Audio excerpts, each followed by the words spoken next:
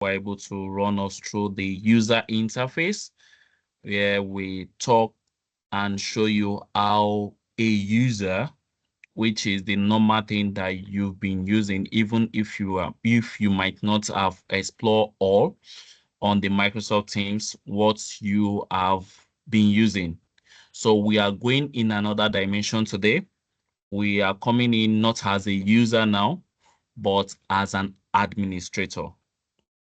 Now, for users, they are the ones that just make use of the resource. But now, as the administrator, which in some scenario might be like a manufacturer, at the back end, you are the one that provide the policy. You are the one that make the changes. You are the one that wants your teams.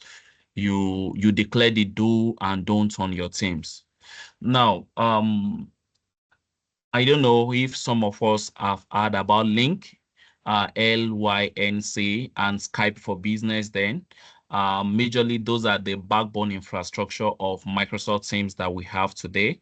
And Microsoft Teams, like we've been saying, interface with almost all, if not all, Microsoft's platforms. From your Copilot, your Exchange, to your SharePoint, to your OneDrive, to Power Apps, Power Automate, to Power BI, to even bring your own devices, right? So I'm going to share my screen where we are going to start from the how to log into the admin page of the Microsoft Teams. And like I said last week, um, most things you do or the privilege of things you have access to in Microsoft environments is license based, meaning that you have to apply a license to make use of those features. If you don't have a Microsoft Teams license, you will not be able to have access to Microsoft Teams. If you don't assign phone system license, you will not be able to have access to the phone iPad to even call. If you have access to phone system, if you don't have access to communication credits, you'll not be able to make some calls. So this is the admin page. I believe when we did enter it, the introduction covers it. So how do you log in? If you are assigned a global administrator or any of the administrator privilege, you'll be able to have access to admin.microsoft.com, but you might not be able to have access to all the features. So your feature is limited to the permission or the privilege you have access to. But on these tenants, on this environment, I have access as a global administrator, so I'm able to see everything. So when you log into the Microsoft admin.microsoft.com, which is the M365 admin page, majorly it appears like this for some people.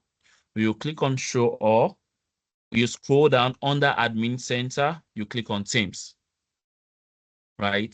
These Teams redirect you to the Teams admin page. Yes, telling me to log in with my credentials, which I've already cached, right? So this is the Teams admin page opening. Now, the direct URL to the Teams admin page is admin.teams.microsoft.com. admin.teams.microsoft.com. That's the URL. If you don't want to go through the normal admin.microsoft.com, you can also type in the URL. You're going to sign in with your username and password, and it's going to take you up to the admin page of Microsoft Teams. So on the admin page, like we said, is just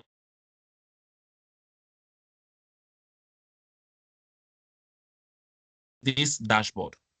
The dashboard gives you an overview of how the environment works, your team's usage, analytics view, the time zone you've set, things that you have. This is just like a dashboard, normal dashboard, an overview of the environment.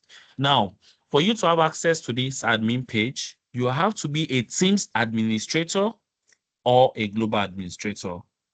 If you are not a Teams administrator, if you click on it, or you go through the URL, you might not be able to log in because it will tell you that you don't have the privilege, right? So two things, Microsoft is license-based and is also privilege-based. So, and policy governs whatever you want to do. So now, for on the Microsoft Teams, like I said, this is just like an overview. If you want to go to voice, meeting, authentication, files, present, all those things, you can just click on it. The collaboration activity, how you collaborate on your channel, on your teams, external domain collaboration. This is just like a dashboard, normal dashboard that we have, just giving us the information of what it is. So we're going to start with user, right? I'm still coming here. I'm going to start with user. Now, when you click on user, right, this user sits on the infrastructure of the Entra ID, right? What I mean is users that you have here, if you go back to the admin page or you go to the portal.office.com and you click on Entra ID, when you click on active user, this user that you have here is the same thing that is here. It's just like a duplicate. But now the duplicate that you're having here is not overriding what is in the Entra ID or what is in the normal admin user interface. Here is giving you privilege on what you can implement for the user in the Microsoft Teams space. So here is giving you that this is where you can apply a direct policy to a user.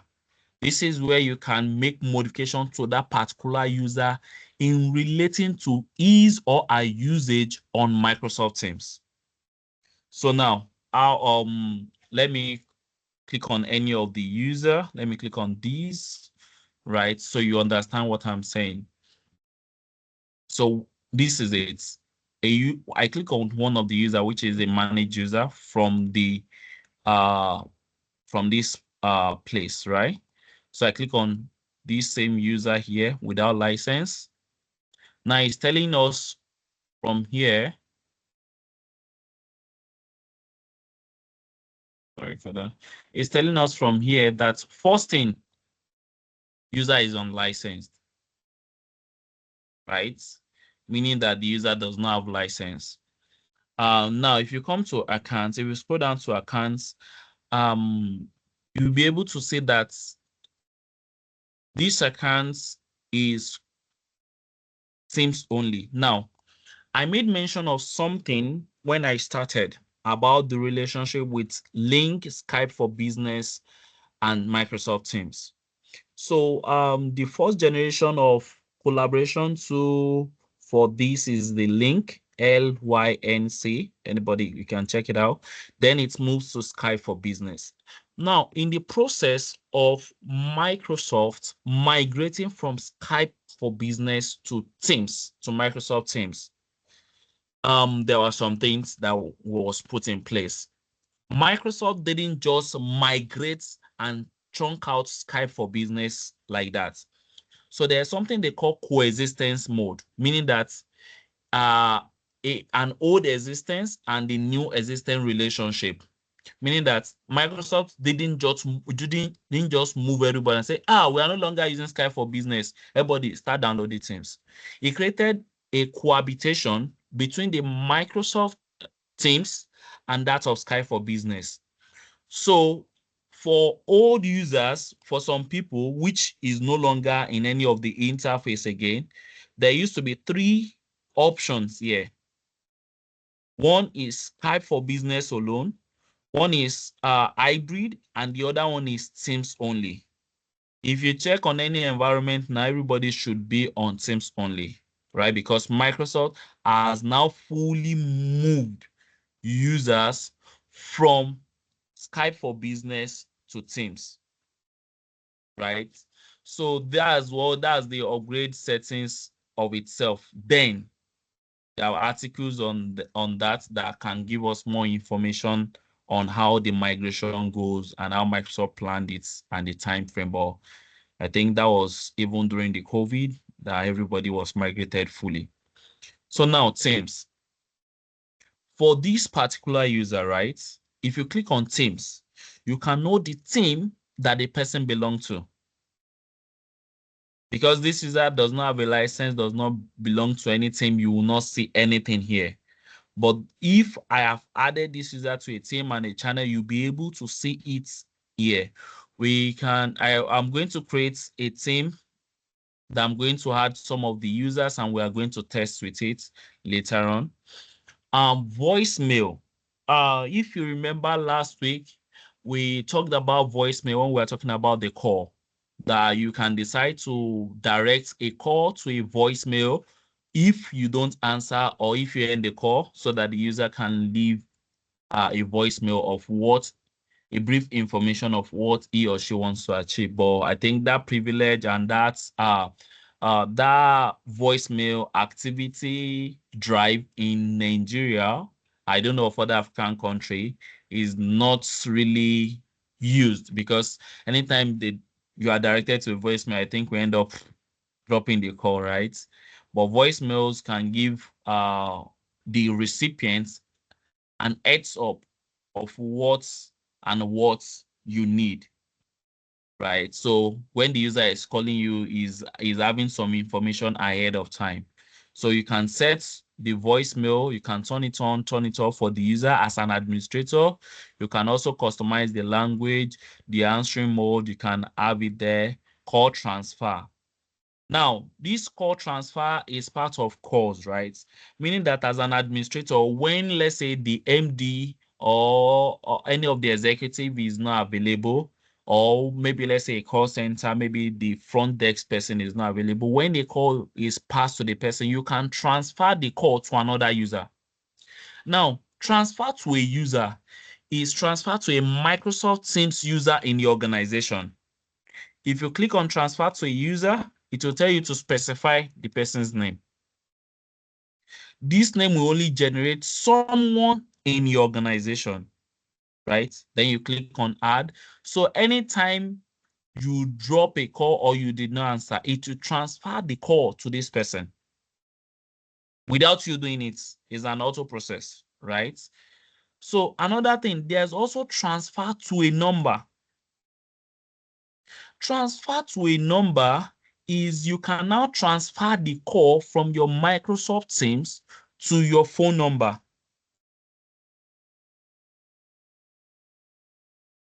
So you can enter your phone number here and it will transfer the call. So now this feature is used in a situation, let's say that you have another phone for your Teams. Let's say you have another phone different from your Teams, or let's say that you can only access Teams on your system. You don't have it on your mobile. You can transfer the call, and the call will dial in your number, as in your number itself directly. Yes, there are limitations to that because you have to have the license, the call credit license, and other things to implement that. Unless if it's a toll-free number, or unless if it's a toll number that they're calling through. So it comes with a cost itself, right? It comes with a cost of that country, of the person's number you are calling. So if it directs to, let's say you are calling from Canada and it directs to Nigerian number, it means that they will charge you depending on the tariff from Canada to Nigeria. That will be the cost. Now, remember last week we talked about greetings, right? We talked about greetings. You can type in your greeting information. Out of office prompts, you can also set that. Out of office might be outside of working hours, or maybe when you're on leave, right? When you don't have access, you are off, maybe you're even in training or something, you can set that. So this is where you can also set out of office greeting from the admin page for the user, right? So you can do it for as many people, different information for selected users in your organization. That's on the voicemail for the user, right? I believe you can hear me, please. Hope my network has not disappeared. I hope I'm not talking to myself. Okay, so I'm moving to meetings and calls. Now, these meeting and calls, let's say in a situation where someone joins a meeting or makes a call, and you as an admin, you want to do an investigation or you want to know how the call went, you can come here. Let's say a user joins a meeting and is claiming that he doesn't, right? Some people can be fun like, oh, he makes a call and you just want to check the traffic or something. You can always come here on the admin page and it's going to show you the information. Let me do something. Let me jump environments. That's Microsoft.com. Just give me a minute. I want to log into our test environment to see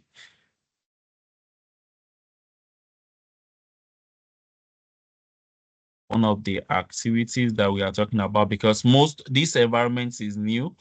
It might be fresh and we've not gone that far. Teams.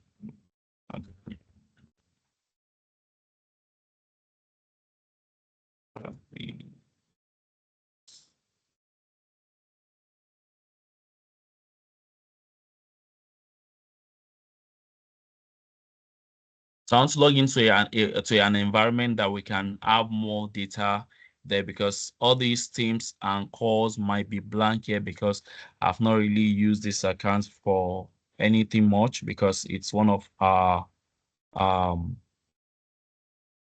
mentees environments that I'm trying to use to set up for this class. Apologies for that.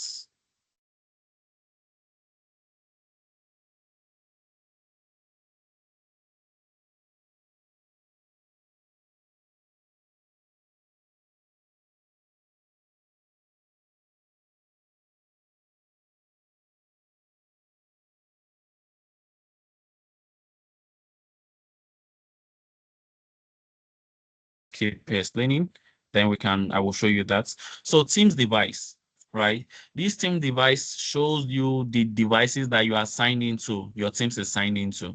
So if you are signed in on your mobile, on your system, you're going to have such information here. So you can trace and check on what device or on what account this user's device is signed into. Now, policies. I remember we talked about that most things you do in Microsoft Teams is governed by policy. So now there is what we call the global policy. For every policy, from call to meeting policy to Teams policy and others, as what we call the global policy. The global policy is the default policy that is created by Microsoft. But you can now decide to create your own policy for each application or each resource differently, and you can give it a name. Now, let's say that you want to um, allow people to make recordings, right? Or by default, it is allowed. But for here, you can decide to have a unique policy assigned to each user. I'm not going to click on any of the policy now because I'm still going to go to policies on each and every everything that we clicked on. Then we can now assign and look at the policy in a different view, right? So for this user is having global policy or true. So this is where you can check the policy that is assigned to a user and you can edit. So by default in Microsoft Teams, we have 25 policies. We have 20. It starts from app to app permission policy to app setup policy, audio conferencing, call hold, even down to call pack and other things, plan and everything, even live meeting. You can decide that you don't want some users to be able to make use of live meetings, right? Sorry, I don't know why it's taking, but now. So we have 25 default policies that is set. So we are still going to talk about the policies one after the other when we start clicking on the tabs itself, because this is just like a combined policy that is applied to a user. So usage. This usage is more on call usage, meaning that remember last week we talked about when you create a meeting, there's a number that is assigned to it that you can dial in and other things. So for every call, you can check the duration of the call, the dial out calls, meaning these dial out calls mean the outgoing calls that is out of your organization. Call duration, you can check how long someone stayed on a call. Now let's say that management raised a meeting, right? And they want everybody in the organization to be there. You can check the duration of the call, people that attend, and other things. So for each user, another person, let's say a user is claiming that I called him for 5 minutes, or something, you can always come here and say you call this person for 15 minutes because this is like an evidence of the duration of each call. And you can change it from 7 days, which is default, to 30 days, and you can do your customization to know the duration. But your duration space must be within 30 days for you to run the report, right? So call quality. Now, this call quality can help you in a situation where, let's say, most calls in Microsoft Teams is based on your internet, right? These call qualities can show you the traffic. Maybe the issue is from the system, the issue is from the network, or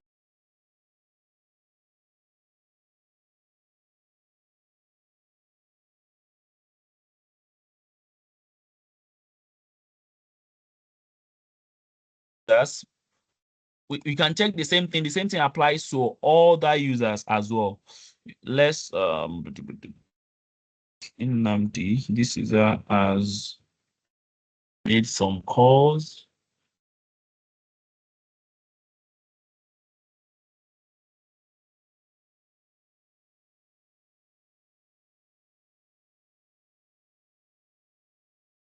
So just for you to like, we've not really used the environment for calls. Apologies.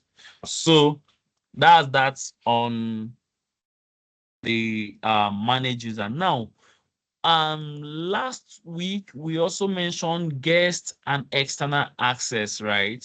So this is where you can check the relationship. You can turn off or turn on guest and relationship. For this one is the guest user, right?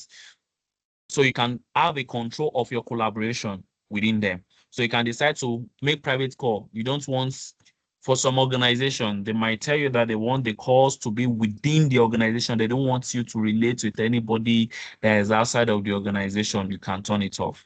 So that means when you turn it off, this is also like a policy itself. When you turn this make private calls off, that means the user will not be able to make private call to a guest user. Users that are not member of your organization, users that are not added on your entry ID as an external user, right? You can decide to, that means user like gmail.com and other things, even some other tenants that are Microsoft that is not added as an external people in your organization. You don't want them to collaborate, you can turn it off. So meeting with them, you can decide that you don't want to have video conferencing. Video conferencing is also the same thing as video calls, right? Can decide that you don't want them to have screen share not enabled, right?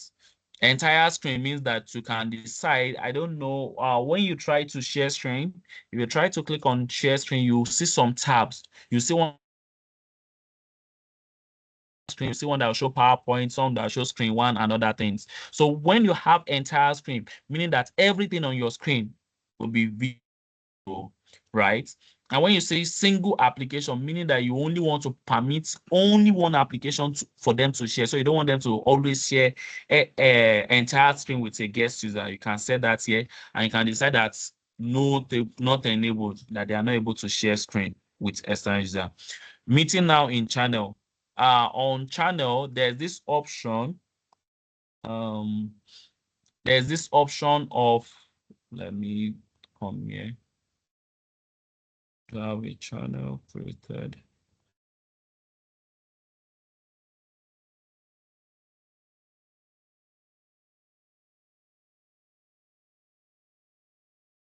So there's this option of meet now.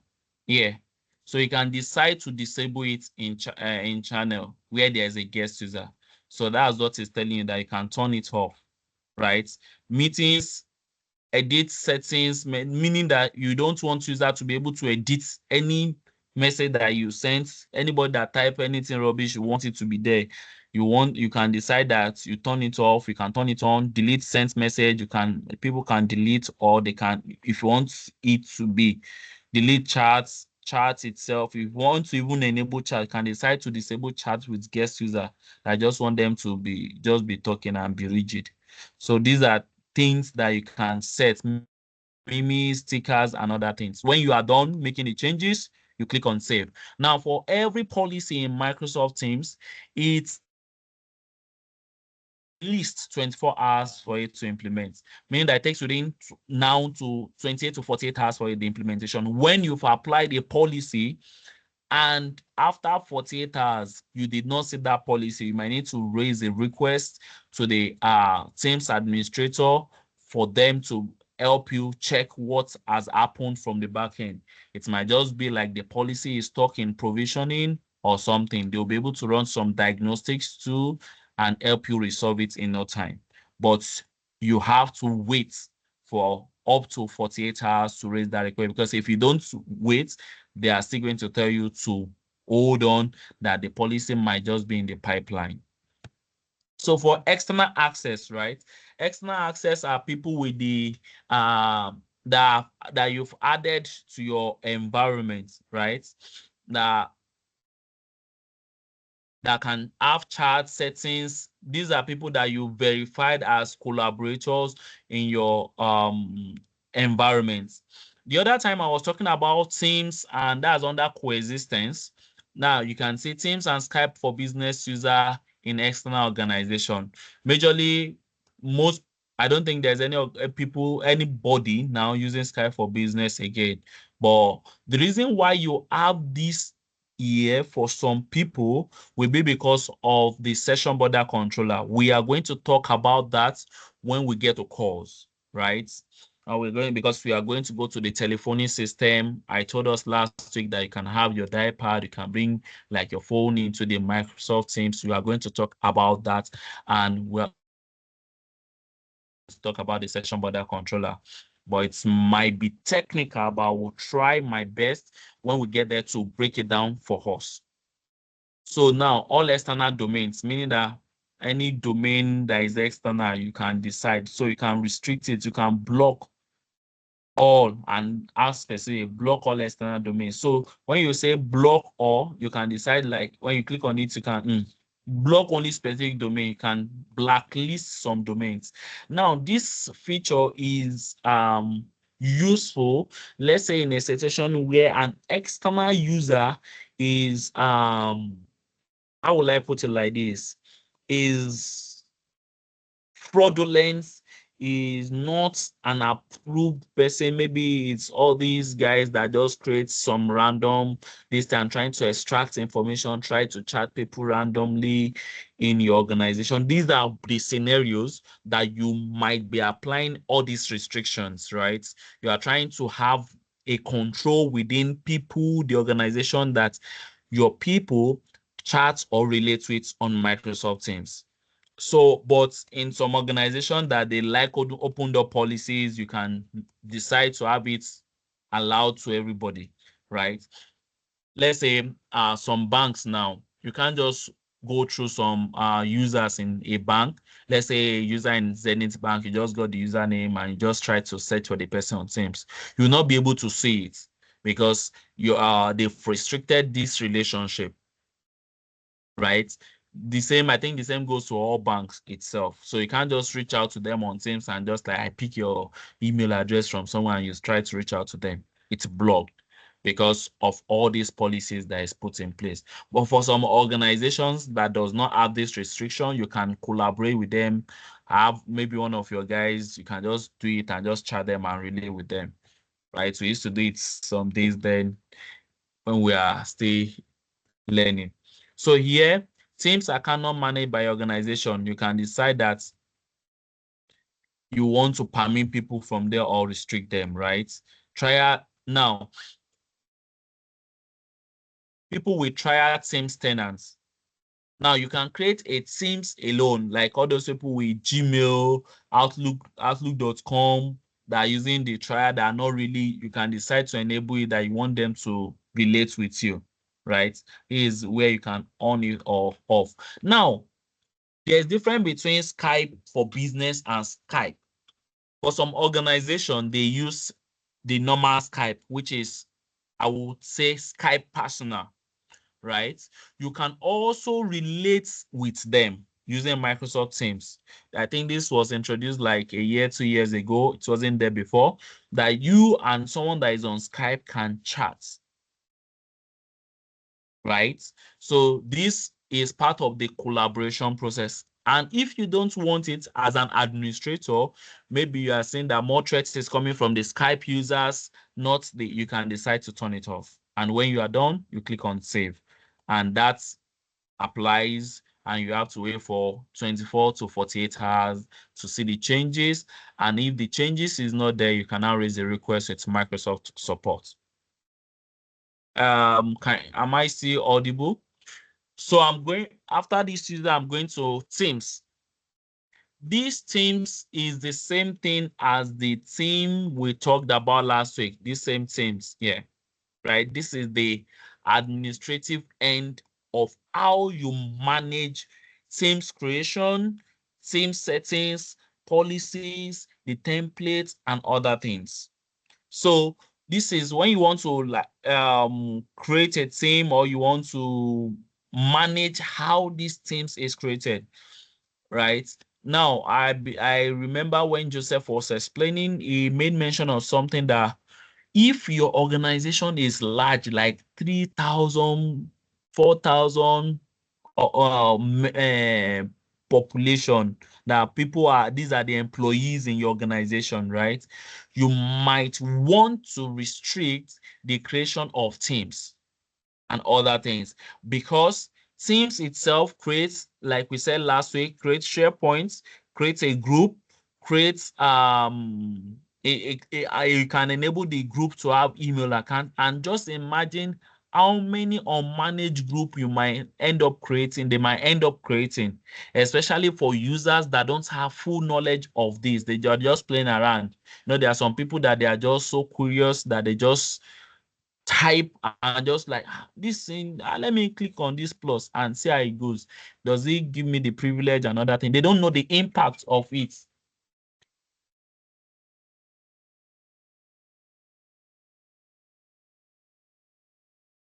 They don't know the impact of it on your organization. So you can, this is where you manage the team's creation.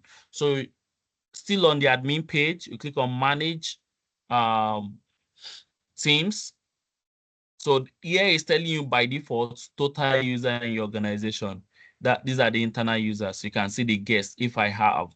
So you can know how to create teams. And remember last week we talked about that you can add a guest user to your teams for collaboration purpose. And this is applicable in a situation where your organization and another organization are collaborating on a project. So you just want to have a channel. I think this is common in organizations that have third-party deployments. I think for most environment that can give an example of are the banks. They collaborate with the fintechs. They collaborate with vendors that are deploying an application. Maybe the internal developer is not enough. They collaborate, those people help them develop and hand over. So those are the channels that you keep in touch and get information instantly. So you can have a guest in your organization and they'll be able to relate using the teams and channels. So you can also create a teams, a new team Here, yourself as an administrator, have a description, select the owner, have it private or public. You can create and then you apply. So an administrator himself can decide to be the only person that will be creating teams and channel for the organization. And for every team or channel you create, you can edit and edit maybe the name itself. You can change it from private to public. You can have the permission, edit settings, almost the same thing that the owner of a team can do. You can also do it as an administrator from here. I don't want to go through. It's the same thing we've covered last week. It's just turn off, turn on that is happening here based on what we've taught last week and what you want. The after mention, the guest permission, you can set to guest can add, guest can delete channel, fonting, these are the give, the mimes, and others. So you can also edit. Now, for some what is it called? For some channel, let's say the channel has completed or as you are done with the information, right? But you still want to make reference to the information that has been shared on that channel. You can decide to archive it. Archive is just like keeping an old record, right? Where when you've archived, maybe you want to revisit it or someone wants to revisit it, you can bring it back. So it's just like you taking it down for the moment. It's not, you are not deleting it, the information, everything is still there, but you're just saving it for another time. So you can archive. And what happens when you archive? Archive teams freeze all teams activity, but you and teams owner can still manage. Now, the you here that is talking about is the administrator, right? And teams can still manage the teams member and update through. You can unarchive teams at any time. Now, you can, when you archive, right? Remember, we said a SharePoint, when you create a team, a SharePoint is created, a group is created. Here it's telling you now that you can decide to put the teams in a read-only mode, meaning that they will not be able to download. They can just view the SharePoint site that is created on a read-only process. That means they can just view the information. They cannot download, they cannot edit, they cannot do anything, just to view. So then when you enable that, then you click on archive and look at it. Say you can unarchive anytime. Meaning that anytime you come there that you need the information, you can unarchive it. You can delete permanently on Teams. All right. Now, one thing about Teams then is you have to be mindful of the name that you use. Because like we said, when you create, the name that you use is also affiliated with the groups that is created, with the SharePoint that is created. So that is that on manage teams, right? So now team settings as an administrator. What are the things that you can do? Now, for one of the things I want us to know is when you make modification on this end, you have to be careful because it's going to be applied globally to users in your organization. That means users that are added to your tenants. Now, for policies, that's for settings, right? For policies, you can now decide to create a customized policy for some specific set of people. Now, for these settings, it is applied generally. You can't exempt someone from it because it's the team settings. So that's why I was telling you, manage team settings, email integration. Now, this email integration relate to your calendar, relate to the groups that is created. File storage relates to SharePoint OneDrive relationship that is within the team. So this here, this is like a feedback, notification feedback. We can always go through that. So here is who can manage the tags. On Teams, you can do tagging, you can do the @mention. Now, like I said last week, that you can bring a lot of things to Teams. Now, for some organization, I just want to make reference to this shifts itself. Some organization that works on shifts. Let's say they have the morning, they have the afternoon, they have the evening shifts. You can decide to have an app itself that is called Shifts to your environment, right? When you add it to the Shifts, it comes in like a drop down. This is Microsoft's own. Just like I've explained that you can have attendance and other things. So you can decide to create the shifts for each group that you created. Now, it's graded out for this one because I am not the one that created it. I'm not the owner, I'm just a member. So I cannot create shifts there. So you can create a Teams channel where you can have members in your pod or members in that environment to schedule their monthly shift or their weekly shift depending on what you want. So here you can decide turn off the tag shift. It won't be available, right? As an administrator. Now, that's that on.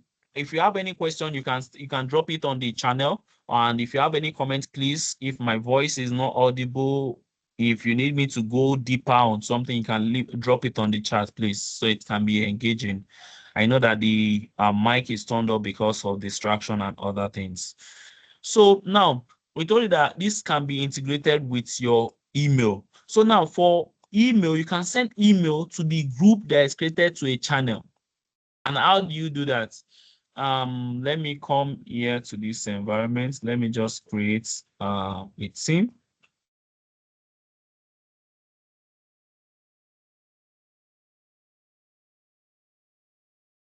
M365 Teams test. Going to make it. Now, I'm able to see, if you remember last week, we talked about you can only create 5 org-wide, and only a global administrator can create that. So that's why you are having on this environment now, I'm the global administrator. That's why you can see it. So I'm going to provide, that's just a recap. M365 channel 1.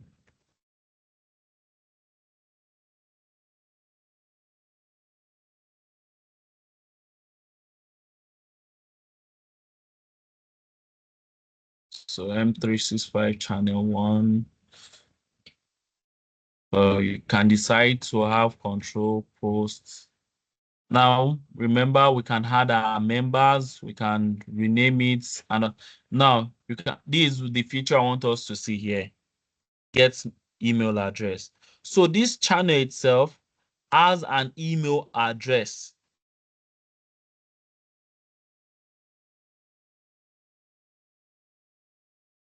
I mistakenly closed it the other time. So this is the email address that is created to it, right?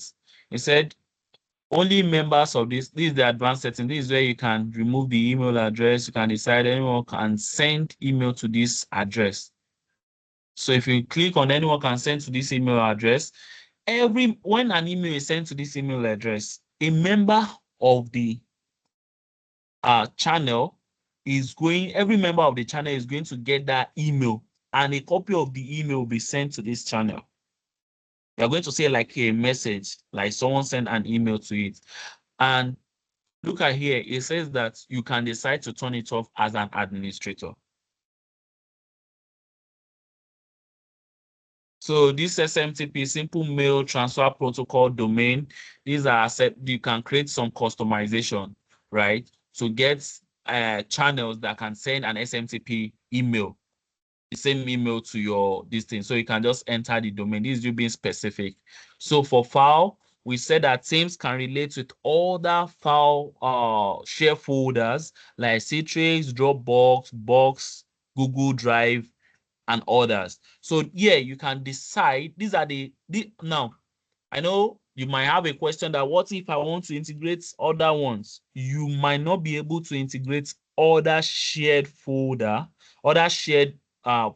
provider, because these are the certified that Microsoft allows us to integrate with. So for any organization, they have to go through Microsoft for approval to check the security and other things before they can be added here. Right? There's a probability that this list might grow. Right? So organization. Now, show organization tab for user. I can decide to off the organization tab that they will not be able to see the organizational tab. So we come to Teams.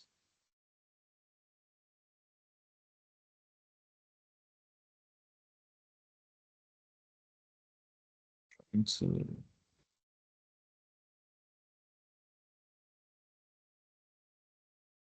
sorry for that. So you might decide to turn off the organizational tab. When you turn off the organization, they won't be able. Now, this organizational tab that we are talking about, majorly, it's when you click on user,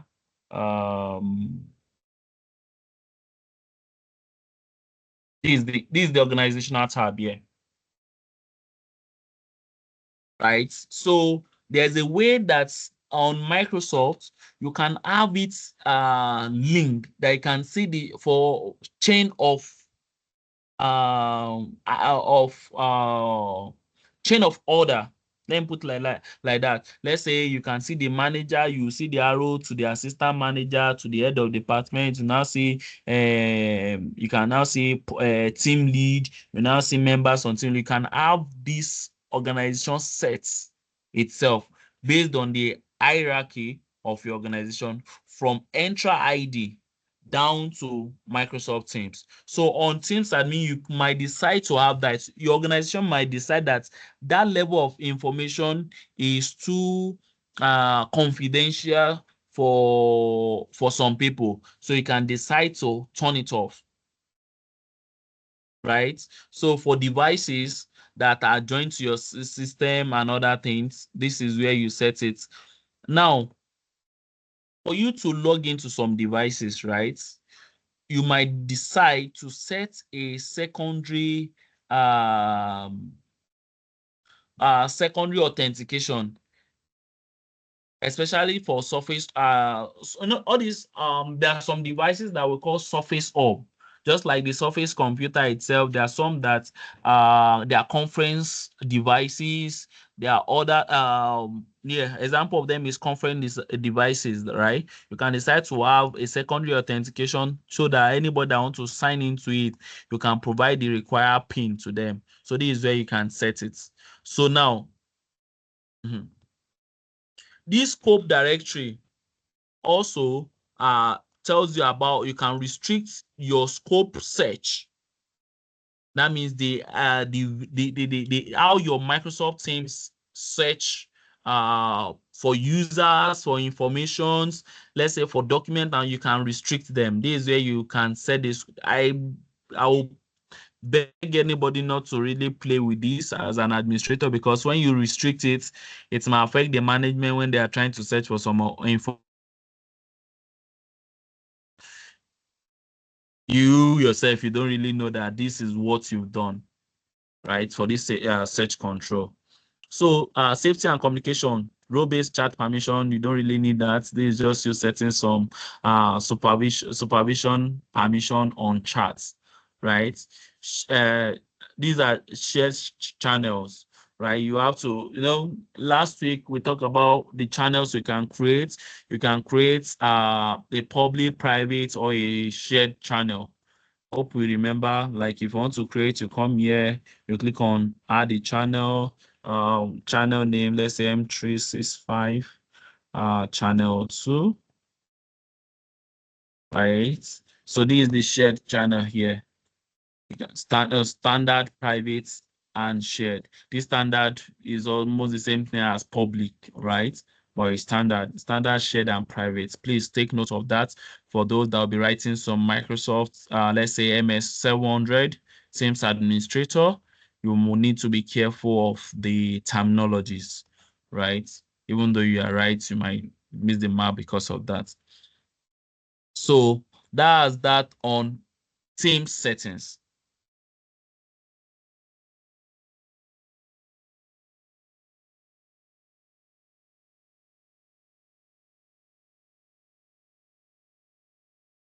So for this, like I said, for this team settings is majorly for the whole organization. This is not user specific. And if you see the way I've run through it, there's no place that is telling us to apply these team settings to any particular person. So this team settings is global. Now, I'm going to go to Teams policies. Teams policy are the policy that you can set. Remember when we went to user the other time, we saw the policies. There are different type of policy. Inside that policy is one of the 25 policies is the Teams policy, right?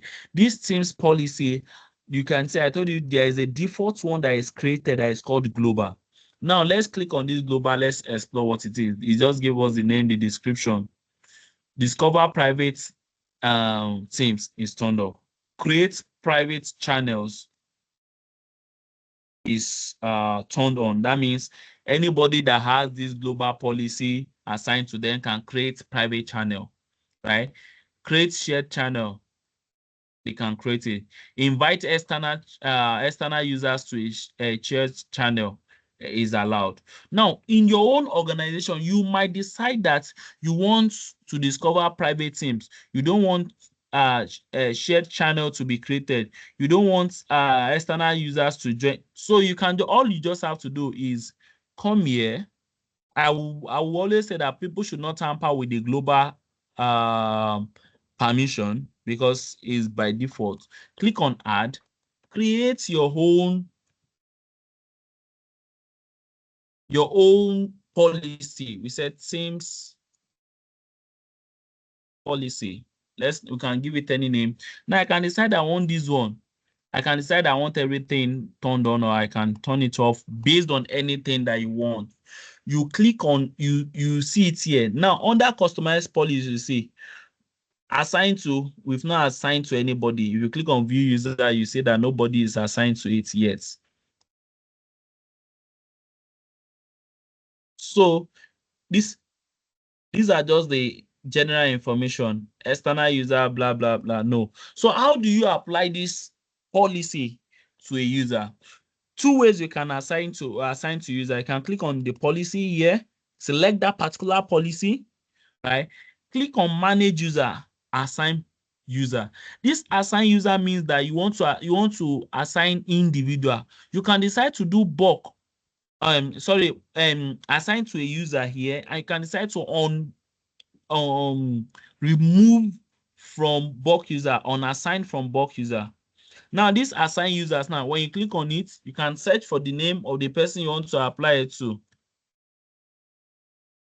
But this policy will only apply to people within your organization. You can decide that, okay, want to assign it to this person, want to assign it to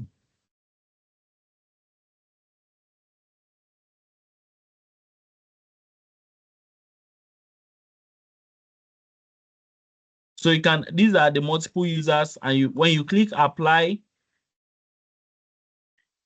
say confirm this. When you click apply, like I said, you won't see the effect of the policy immediately. Now, I'm not able to assign to one of the users. The reason why is because the user does not have subscription. So that's why it's telling us that. That's why it's showing that error. So as an administrator, you should also be able to read through most of these errors. It will guide you in providing this best service. Some people will tell you that, hey, I'm having this error code. How do you, and another thing you can do is that if you copy this error code like this correlation ID, and you paste it on Google. We are going into troubleshooting alongside, we paste it on Google. You are going to have something. Sorry. You paste it with the correction ID, right? This.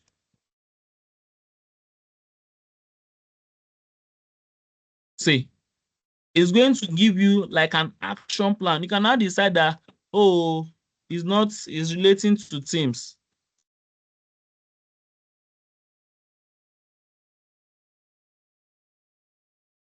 So it's going to drive you alongside to specific solution to the issue. So sometimes that you even raise requests to some support as an administrator, your go-to person majorly first is Google and other resource that you have, Microsoft information, Bing and other things. So assign, I'm not able to assign. Let me assign to myself. I have a license. So you can see it said policy assigned, but this one was not able to assign because one of the user I picked does not have subscription, which is the Nnamdi account. So if you now go to users here, let's go back to users, manage user.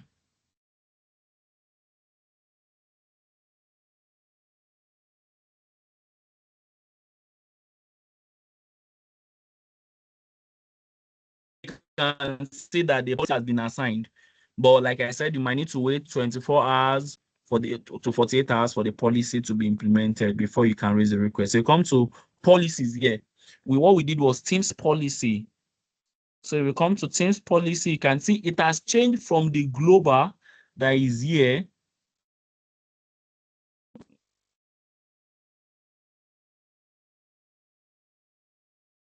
It has changed from the global policy to the one we created. So that means that this policy going forward will be the new policy that is applied to this user. Now, I said that's one way for we to assign. You can assign from the policy page, and you can also decide to come to the user's page itself. So let's say Nnamdi, I'll come to policies. What we are working on is Teams policy. You can scroll down and check for Teams policy. You can click on the sorry.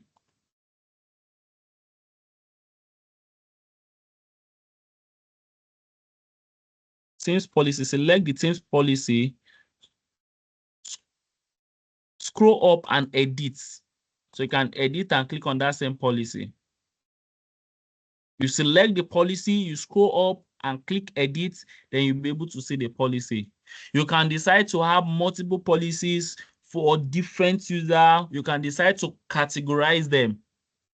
Right? Maybe the junior staff, you want them to be able to do one thing. The senior staff, you want them to have their restriction. The management, you want them not to have any restriction. You can decide to have the category. And this applies for all of these policies as well.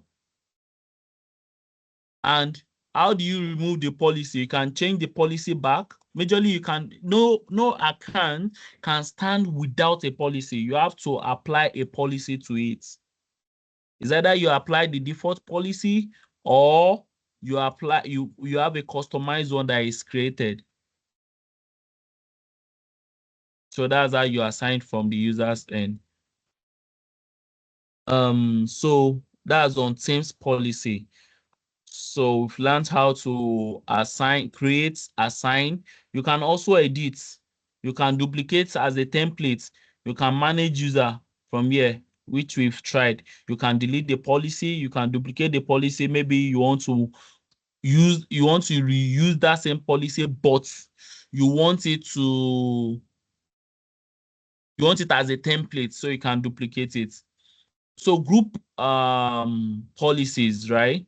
Here you can decide to have a group policy assignment, meaning that you can create a policy and select one or more policies to them.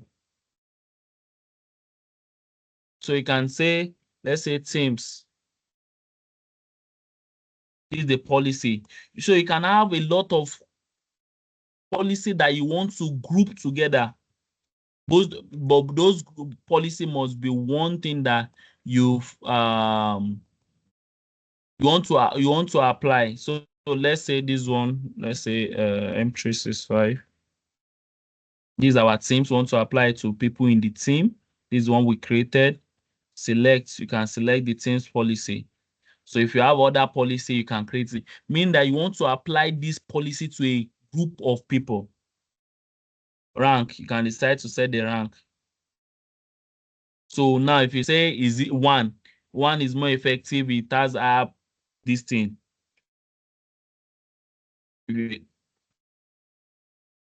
So you can this rank has its own information, has its own group hierarchy that you can set it to be. So these policies is just telling you look at one special group, 4 engineer, all managers, so you can have it customized based on what you want. So I'm going to share this group assignments.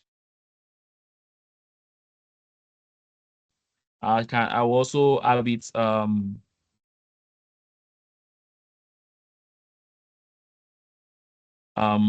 have it on the WhatsApp group and the Telegram group. So this is just the ranking system of this ranking system is default, right?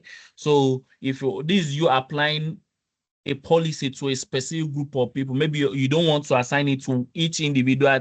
From here you can only assign it to each individual by selecting the users, but there you can select it to a group, which is like a team, people in the team and other things.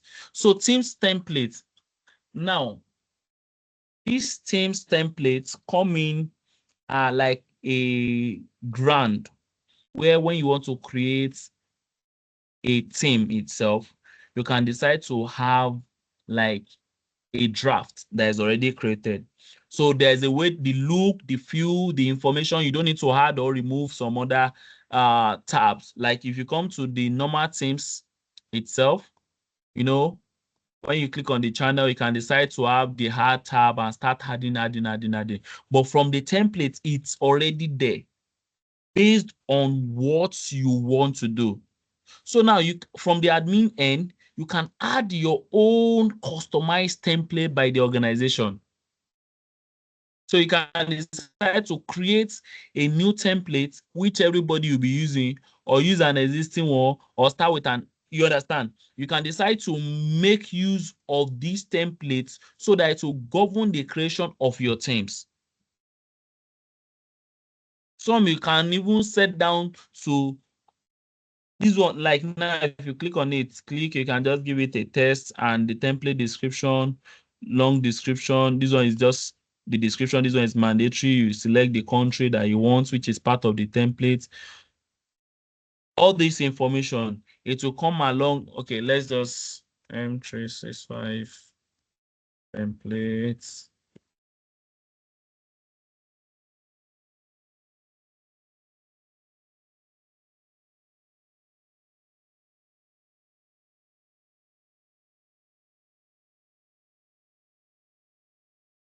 So next.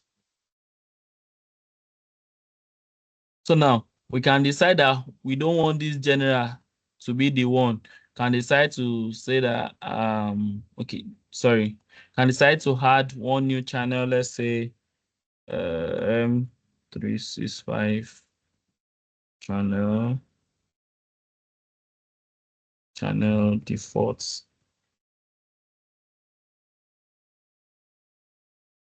Shown by defaults. So we can decide to add app shifts or say zoom uh attendance.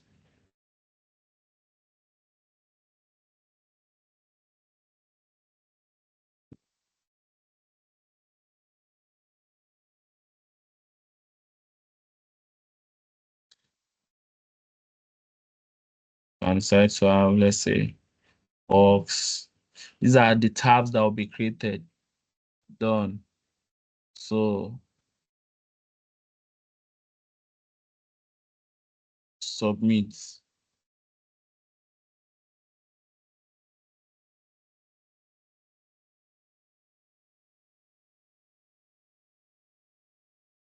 So this is the M365 template that we created, right?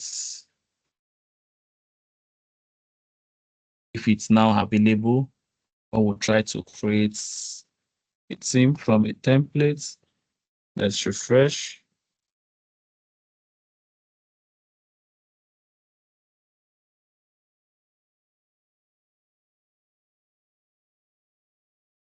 And let's come to theme. Add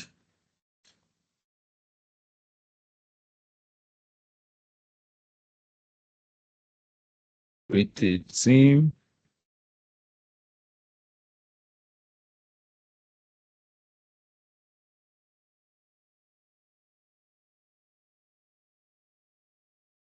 More options. So from templates, can you see what I did? I click on create themes. Here saying you are creating a theme from scratch. We don't want to do that. I want to use the template. We click on that. This is the template that we created. Remember this one. So you come here, we select the templates, you can select other templates. So it's going to load up the templates. You can see the apps that comes with it. You can see that it comes with 2 channels. So use this template. Let's give it a name.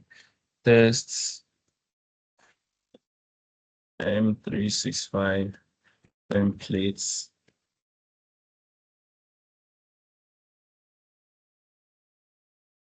Test. Going to let's make it public.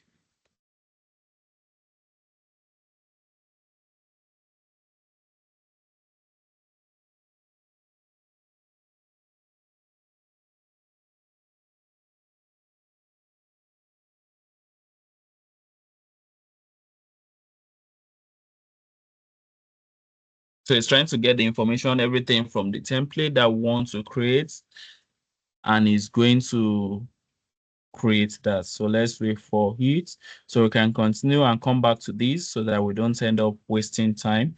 So this is how you can create your own templates, your own customized templates, right? So now template policy. So there are policy. Now you can create a policy as an administrator on who can create templates and other things. This is us creating a template from the admin end.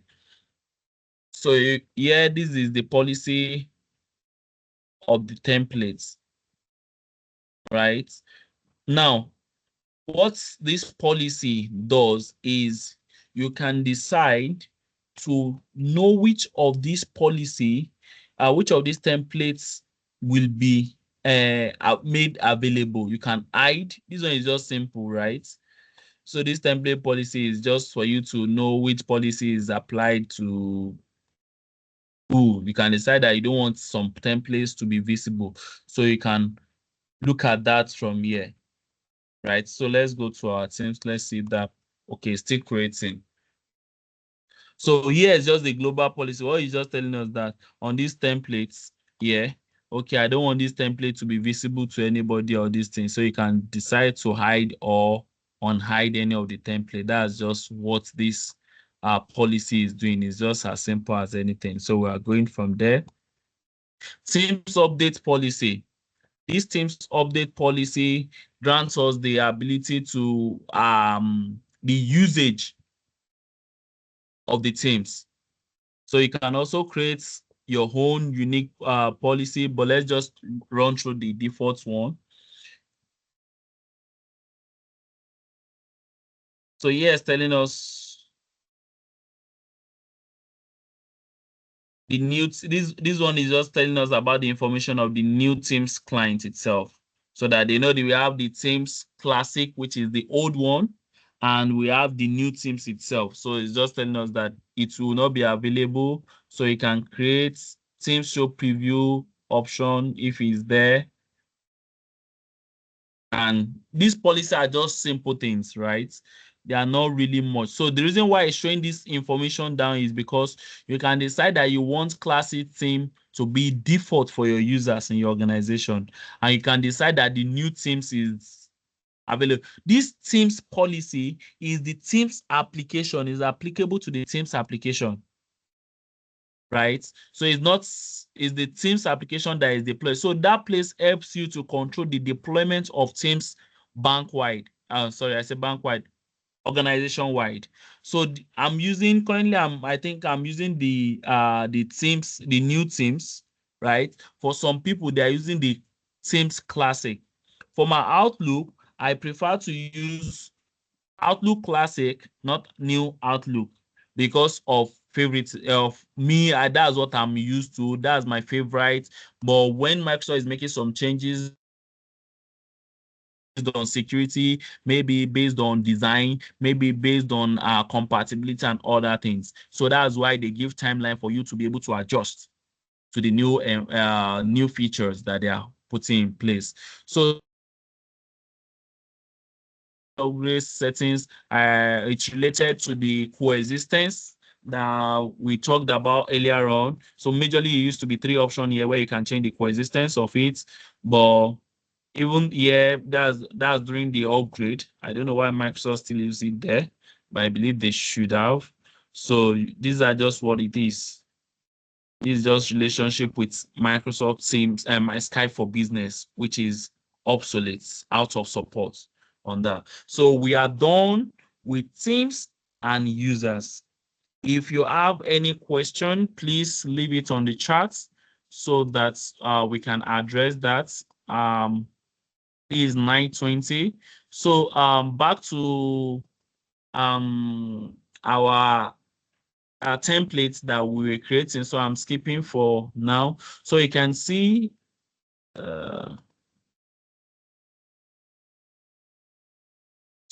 here, when I click on show all channel, it gives us this Microsoft 365 channel default as a recommendation. And I can now decide that, okay, it should be shown. Now, remember that we selected the apps to be added on the tab. Box and Zoom info chat, they're also here by default. So that's how you can make use of templates. So another thing that I think I didn't talk about last week is when you are on this Teams and channel, you can decide to hide your channel. Mean that you don't want it to be display listed out. You can just right click on it and hide. So you can hide as many. All you just need to click on show all channels. It will list your channel. You can on hide. Click on show. If you want it to be shown, you can just click on it and click on show. It will show again. You can see it here. So you can hide and unhide your channels. If some of us that likes to do tidy up our environment, we don't want everything to be visible. So another thing we are going to go into right today before we go is the Teams app. We are still coming to the Teams device, but let's go to the Teams app. Sorry not to cut you. Okay. I just feel while you catch your breath, you've been doing a very nice job, and I want to say well done. I just feel I need to perhaps make one or two inputs in these areas that we are living while Okay. we prepare to go for the next item. So for the policy replication delay that you have earlier explained, that is very correct. So most time people are asked to wait for provisioning to take place. It takes about 2 to 24 hours to take place. But I think one point I just want us to take note of is that if you make the changes to the global policy, then it takes a long time to replicate as much as the time that was stated earlier. But so the question would be that how do we take care of situation where we want a policy to take effect like right now? Say for example, you have a user that's so by the global policy, transcription is disabled, but you have a user who want to have a meeting and the user has co-pilot and you want it that transcription should be enabled for the AI notes to be generated. So one thing that can be done is if you use PowerShell to assign policy to users, it is really, really fast compared to if you are doing it from the GUI. And secondly, I will quickly say that as the number of people that are in a policy increases, then the time required for that policy to replicate also increases. So situation where you have one person or two persons or maybe like 10 persons in a group or in a policy that you are assigning, then that policy can actually take effect quicker. It could even be immediately. So if you have situation where you need to like force things to happen, you can just create a custom policy, and whatever you want to turn on, you turn it on that policy and put that policy on that one user. And then if you ask the user to sign into in private mode, then it's likely going to work immediately. The second input I just want to put there is the scope directory search.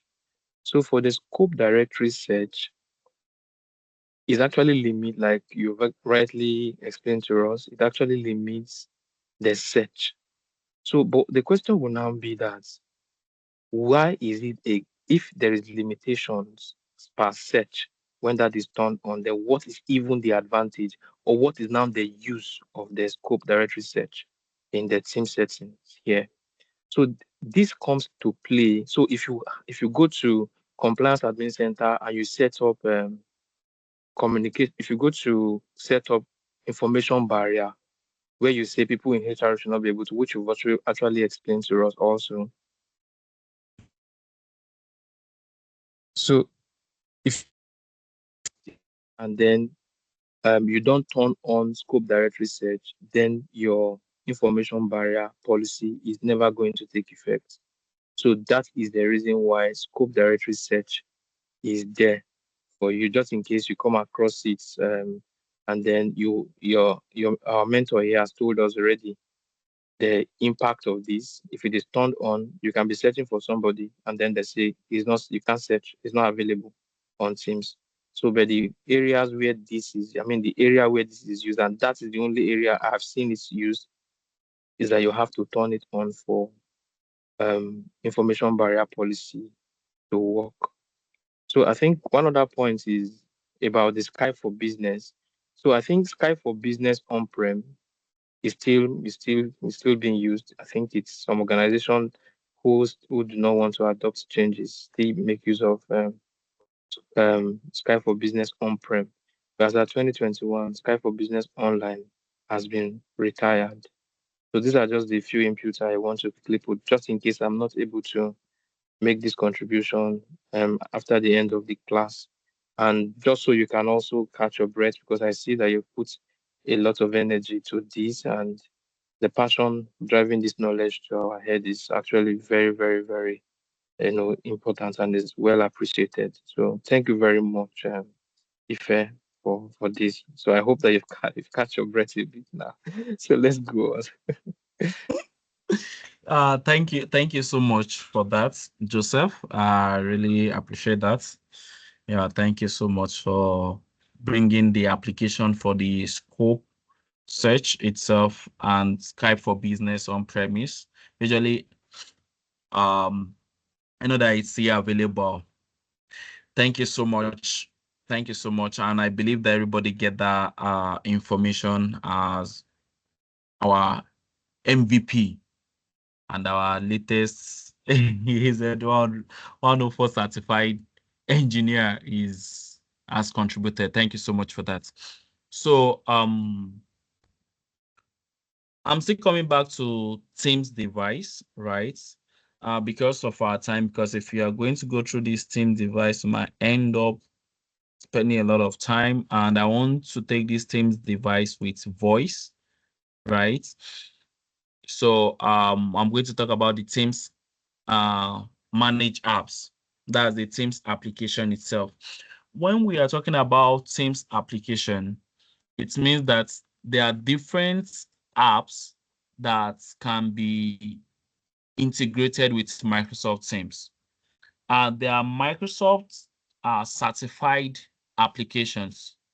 There are over 1,001 of them, right? And the list keeps increasing day by day because majorly everybody is trying to get the application certified by like a global body or an enterprise application to put themselves there and to drive usage, right? So from this list now, you can see we have 2,625.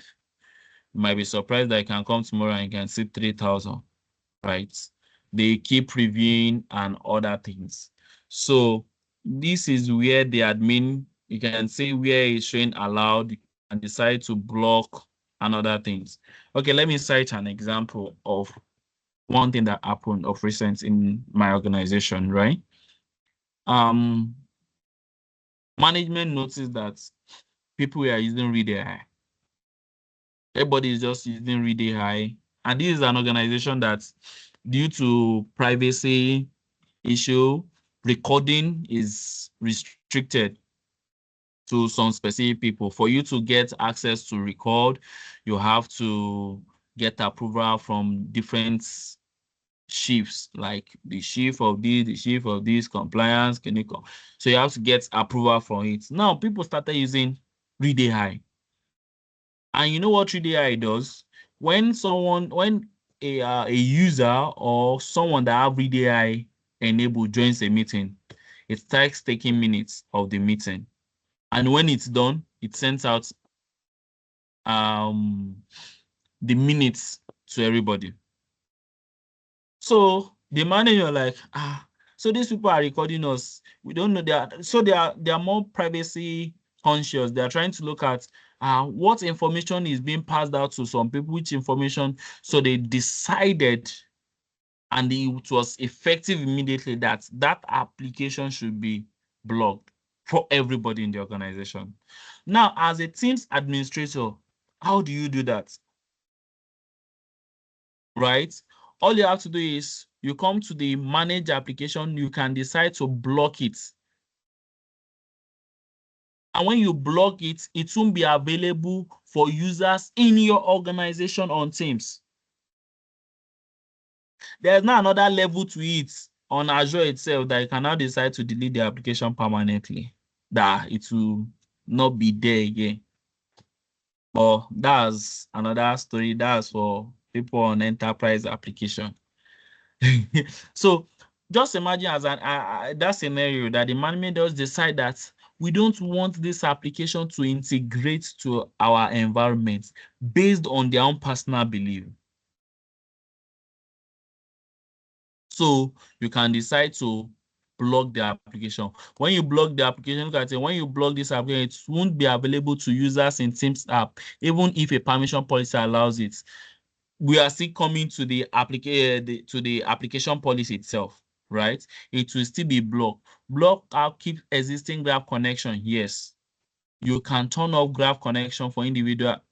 This graph connection is another thing entirely. So we are not going into that. I don't think I'm going into that on this course, right? So you can decide to block it.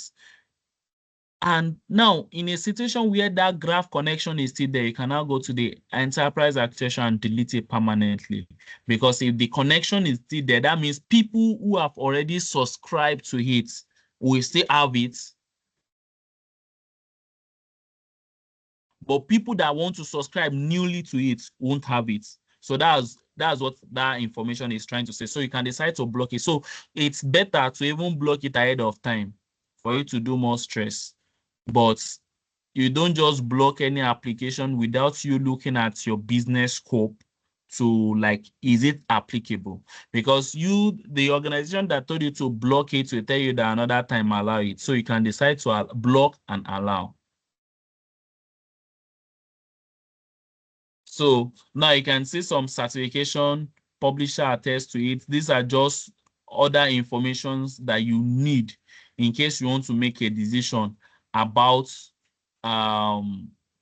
usage of the application. That's why I can say category where it's applied. Okay, this one they've attested to it. You can see some they've not attested.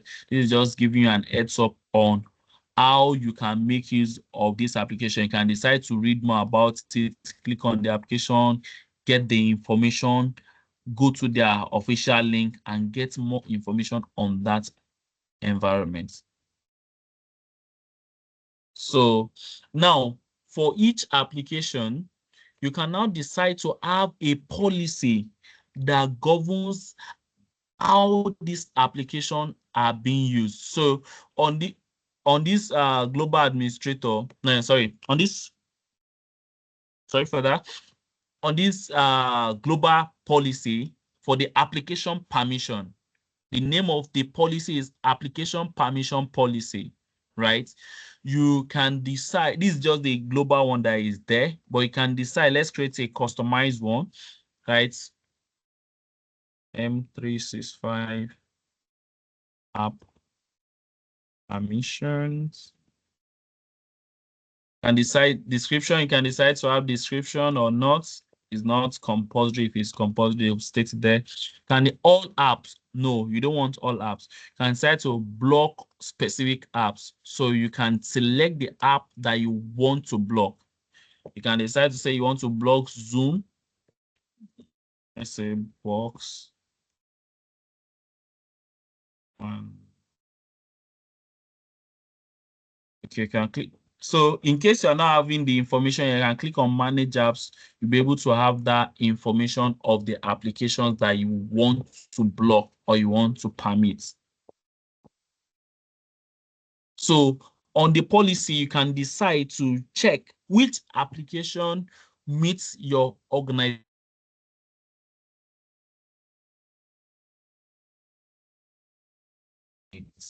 Which application has the management backing, which one does not have the management backing. So this helps you to provide more information about what you need to allow or what you don't want to allow in your organization.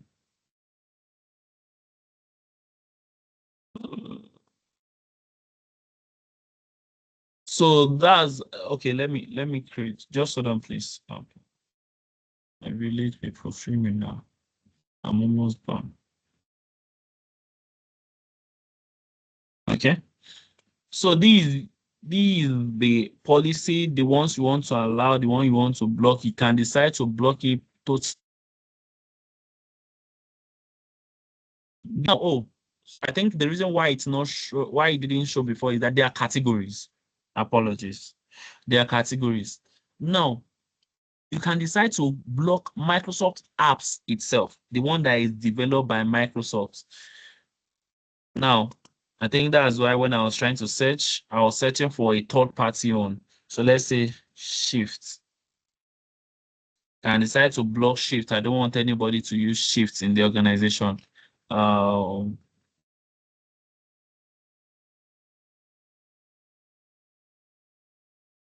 can decide to block SharePoint. I don't want them to, this list here is telling you that it's a Microsoft application. You might decide to allow everything on Microsoft application because you know that anything Microsoft some now third party more I think the where it comes in mostly is the third party apps, where there are some organizations that can decide to tell you that they want some apps to be blocked. Let's be frank, I think I have an issue with one of my incident then that someone stated that he wants to restrict OneDrive sign in to only the browser. He doesn't want them to download. That's the organizational need. So some people might decide to tell you that based on what the organizational need, that they want to block some Microsoft application. This is how you do it on Microsoft Teams, for Microsoft Teams. So for third party, you can also decide to block specific, allow all, or block all. That's where the family of Zoom come in and other things, because these are third party. These are not developed by Microsoft, but these are integrated into Microsoft based on partnership and collaboration. So the list, you can keep adding more lists, as many as possible. Now, customize application, right? You can decide to block customized application. Customized application come in a situation where it's an in-house development. That's how Microsoft Teams is more robust, right? You can decide to develop your own application and embed it on Microsoft infrastructure, and you can deploy it on Microsoft Teams. So in such scenario, you can decide to, now this policy here that we are creating is not applied globally. You can decide to create this unique policy and apply it to some selected users. And you can decide to apply it to everybody in the organization. But that is left to what you, the admin, and what the organization states. So sometimes my advice to any administrator is don't do more than what the organization now wants, or the organization wants. Now, if you have a suggestion, run it through the management before you implement. Because if you end up implementing and they want to make use of that and it's not available at that moment, they will query you for it, or some people can be dismissed for it, that who approved it. So for production environment, we are running you through this process so that you can have understanding of how it goes. Some of you are in an organization already. Some of you have your test environment. You can play around with this policy, wait for the implementation, look at the view and other things. You have more understanding. The same way you apply the policy is you can decide to click on it, manage assigned user, or go to the particular user, go to policies and assign the policy. This is part of the 25 policies that we saw for that particular user the other time. So set up policies. This is where you can also manage the policy, the same policy, right? The same policy, you can manage the user that you assign it to. You can create the group policy. This group policy applies to your Microsoft Teams, that you want group of people to have the same policy applies to them. So you can add here and they'll be able to see the policy applies to them. So customized store. This customized app store is in a situation of you bringing your own application to Teams. Now, this is where you set organizational logo, meaning that on your Microsoft Teams, you want your Microsoft Teams to be unique. I don't know if any of us have had a relationship or a call or something, or a screen share with some people that when they log into their Teams, by the I think by the left top, you are going to see the logo of the organization. You see it around here on their Teams. So this is where you can select the logo, upload the size that is needed. These are the format that is needed. It's not anyhow logo or anyhow picture that you can upload. You have to be specific. It might be lesser than this, or it might be this, but it shouldn't be more than this. For the format, this is the format PNG, JPEG, and SVG. The size, the maximum size is 5 MB. Right? You upload it, they will be able to see. You can set your background. You can decide to use another logo for background. You can choose a custom color. This is just you trying to make it. Most people use custom color based on, let's say, they have a unique color in their organization and decide to select your custom color. Right? And here it's telling you can't use a custom background with a default text color. So you have to change the default text by automatically if you are not using the default background settings. So it's vice versa. You have to change the background and the text together if you want to make modification. So this is you just making the environment unique. Have a few, some people like to have it that they want to have the feel of the ambience. Some organization, by their look, by their logo, by their color, that this is it.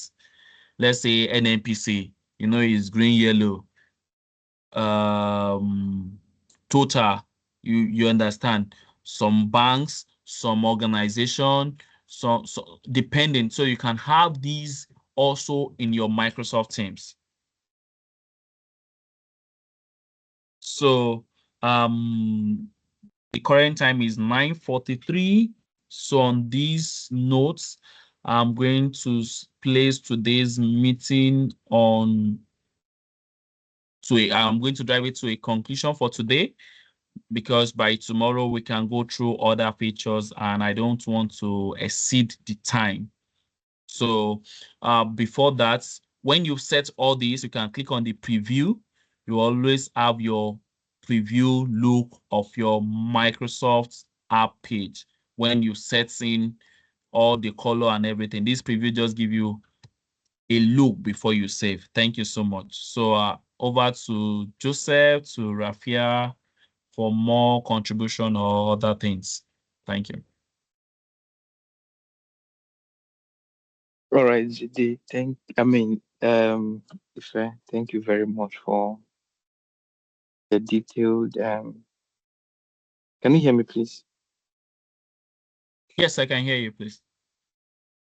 Okay, thank you. So I was just expressing my satisfaction on how well you passionately explained the technology. It's actually going to be very friendly to people, and I'm sure. Just give me a second. All right, so I'm sure that it's going to people the soft landing for Microsoft Teams. So by next year, when you round off tomorrow, by next year we'll be going into the advanced session of these trainings, and I believe that by then a lot of persons are already used to the conventional things. So basically, I want to say that go over these things. Mastery comes with consistent check-ins, right? So if I is saying all of these things, not because he heard somebody say them only one day and goes and sit down. So we have tried our best to make sure that you do better than we are doing today. So few years ago, this information that we are giving out were being hoarded, but today they are in the bear. It is now in your hands to decide what to do with this. So just imagine that somebody has been speaking for about 2 hours just to make sure that you learn. Please go and practice. And he has given you the platform to go and practice. So I don't see any reason why you will not go and put all of these things. Nothing will really break. Just follow instruction, click it, put the video by the side. You can put it on your phone, and then you have the admin center open on your system. If you have more than one screen, just put the video by the left and be doing your demo on the right hand side. If you are not sure, you can ask Google, you can ask Copilot, you can chat with us. Even if you experience delay in responses, you will still hear back from us. So I want to say thank you to Ife for how much he has put in effort to it. It is now in our hands to go and practice what we have learned. So that's all from me because I see you've done justice to almost everything. So I don't have anything to really contribute again. Thank you. Thank you so much. So, Rafiah. Yeah, thank you so much for that. That one, Joseph. Thank you, Ife. I just wanted to confirm, have you answered the questions for today? I think I have once. I have once. Okay. Okay, you haven't. Okay, let me just read out this question that I can see. Someone is asking here, Elizabeth is asking that if all the 25 policies are assigned to one user, does that mean there won't be any policy left for another user? Okay, okay. Now when I said there are 25 policies, the policies is just like when we went to a user, we saw 25 policies, the app policy and that thing. That doesn't mean that that policy is only for the user. Mean that that policy is just that from the list that you have there is the list of all the policies that is set for one particular user. You can make use of that same policy for another user. You can have for a user, you can have your customized policy assigned for another user on for let's say let me for meetings now. For a user, you can have the global policy assigned to the user, right? For another, you might have your own customized. Even on that meeting policy, right? You can have multiple policies. You can now have the category for your users, how you want it to be assigned. Like the policy for your let's say in an organization that your MD policy, most people MD is default. Nobody tampers with MD's policy, right? And there's this other set of people that you don't want them to be having meeting. Maybe they are cleaners, but you want them to have it seems for them to communicate in case someone needs their attention or something. You can decide to create a meeting policy and remove the meeting session and other things from there and assign that policy to them. The 25 policies I'm talking about is not it's just like a template, a default template, and they are application policies, meeting policies. If you go through the list, you see all the policies, and in each of these application, all these tabs that we are talking about, you notice that for each of them there are different policies that we are trying to look at and break down what is inside. Have If understand I that this policy is just thank like a governance. Yeah. so if I thank you, I hope I just if you actually know what this person is thinking, I'm sure you will laugh before you start answering that question. The point the Yeah, person that's is good. asking you is looking at policies as license. That's why it's saying that if you assigned all the policies to one user, will it be left for you to give to others? So that person is looking like policies as if it is license that you have, and once you assign to one, you can no longer assign it to another person. So it's not license. It is not. If it's not talking about license, so when you say there are 25, and then when we are creating developer thing, I would say we'll have 25 seat counts. So when we are not talking about licenses, yeah, that person was now thinking like, Oh, I have heard 25 before. And now if I saying one person has 25, so if this person has 25, there and everything 25 is just on one user, then how will the that kind of feeling. So and I think that was just the next point you wanted to explain about policy. Policy is how you want things to be done, how you want a group of person to do things. You can say these people should not be able to chat in your organization. Why these other people should be able to chat, like Ife has mentioned. So please, policy is not license. There are different things. Policy is how you want things to be done. License is what you actually buy and give to people to use that give them access to resources. So that's what I feel that the person is thinking. I'm sure I'm close to being correct in that case. Thank you. thank you so much, Joseph. I now understand. At least we're sorry for laughing, right? But I think Joseph has really answered that. Thank you. Yeah, okay. Thank you so much for that clarification, Joseph. Thank you, Ifetu, for your time. We really appreciate the practical. I'll say, yeah, that we had a practical class, right? So one good thing about this is you guys do already have your testing at account, so you can always reproduce everything that you've been taught in class. Please take time to go back to the recordings, practice as much as you can, find time to go through all the lessons we've covered so far. So, without taking much of your time, this brings us to the end of today's class. But before you leave, guys, I just want you to kindly help repost. If you remember earlier, I think that was last month. I did share a link where we had shared. This women in tech. I'm going to drop a link now in the chat. Please just click on that. This time around, the first time we nominated Madam Olajumoke Toriola, I forgot to share this second link. This is for the textilers, our sister community.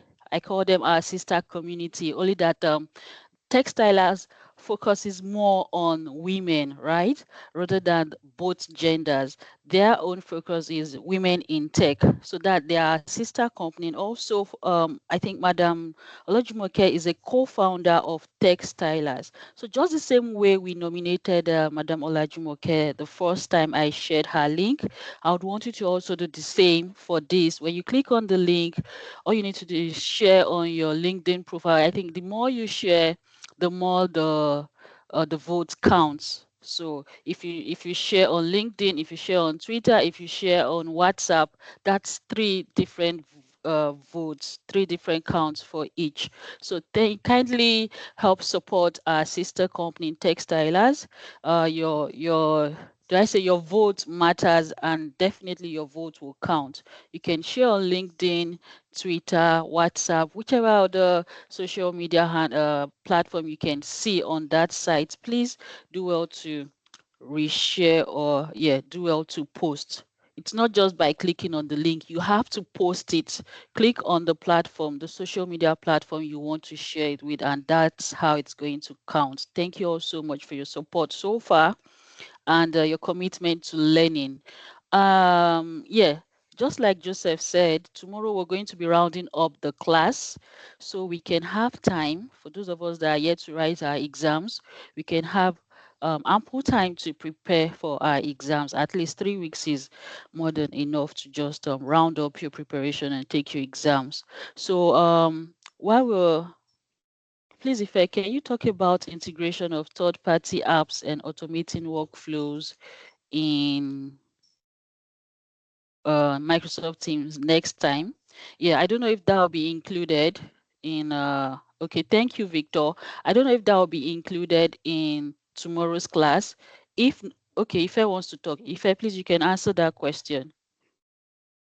Okay, sorry for that. Majorly these parts I think will be included in the advanced